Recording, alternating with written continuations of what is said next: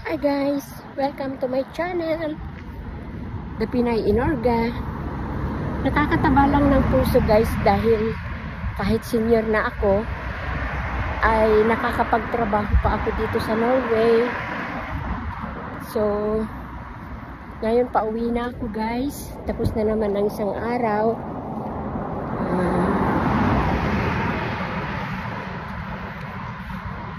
Mabuti lang na kapag wala kang nakaramdaman,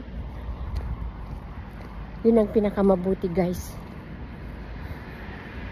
At sa trabaho guys, bawal ang jewelries, bawal mag-perfume, bawal, pwedeng konting lipstick, hindi kailangan mag-makeup. So, yun lang ngayon ang aking maisishare sa inyo.